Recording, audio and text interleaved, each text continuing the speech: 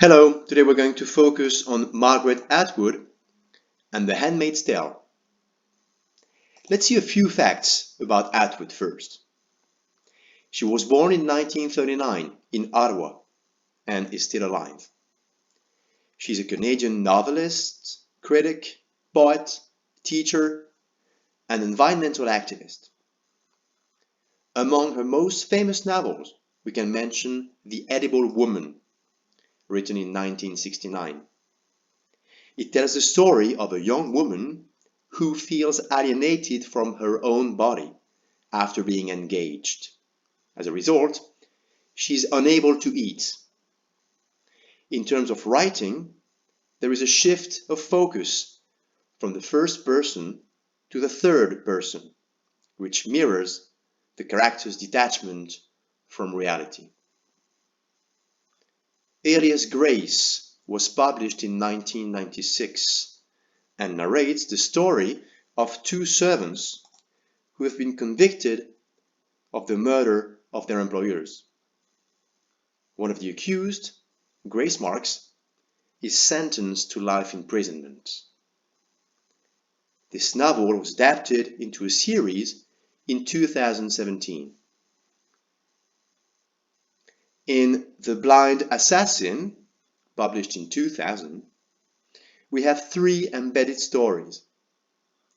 First, the story of Iris as an old woman. Then, her story as a child. And finally, there are excerpts from The Blind Assassin, a novel written by her sister before she died. As you can see, these novels all focus on female characters, and Margaret Atwood is often considered one of the best feminist writers. Her most famous novel, The Handmaid's Tale, is a good illustration of this point. Let's start with the setting of the novel. The story takes place in what was once the United States, but which has become Gilead, a totalitarian and theocratic state. Because of a polluted environment, many women have become barren, infertile, and the reproduction rates have dropped. As a result, handmaids, who are still fertile, are used to bear children for important couples. Offred is the main character and the narrator of the story, and she is a handmaid. Offred's real name, or former name, is June. She used to be married with Luke, and they had a daughter together, Anna. In the early days of Gilead, they tried to flee to Canada, but they got caught, and the three of them were separated. In Gilead, women belong to different categories, each of them having its own corresponding color.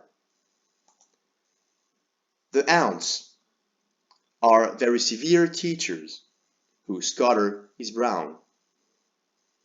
The Marthas are in charge of the household, and they wear dull green.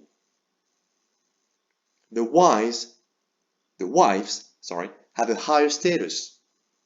They are married to commanders, and they wear blue-green because they're supposed to be pure, like Virgin Mary.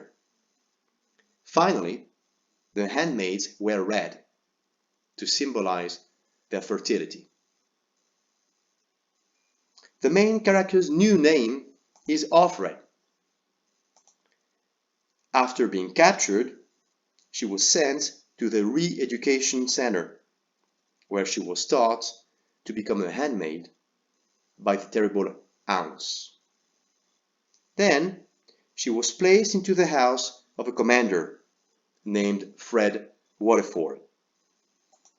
That's why she was renamed Offred, to indicate that she now belonged to the commander. Offred's role is to have sexual intercourse with the commander every month. This is called a ceremony, and it is performed in the presence of his wife. You can see her holding Offred's hands here. Offred is supposed to get pregnant and bear the child of the couple. Now let's see what the fate of handmaids is. First, their situation is justified by at least one episode from the Bible.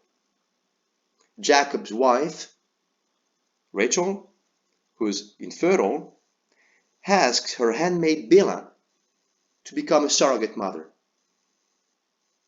This is taken from Genesis.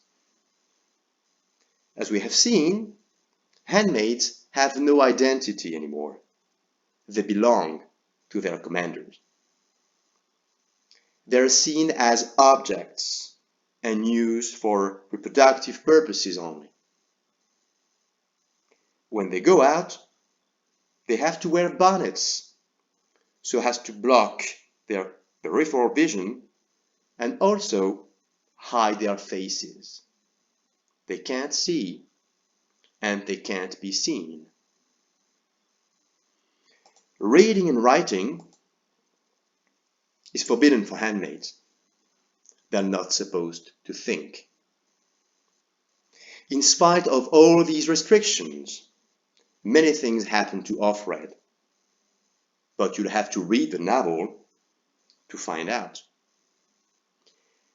This is the end of this video. Thank you.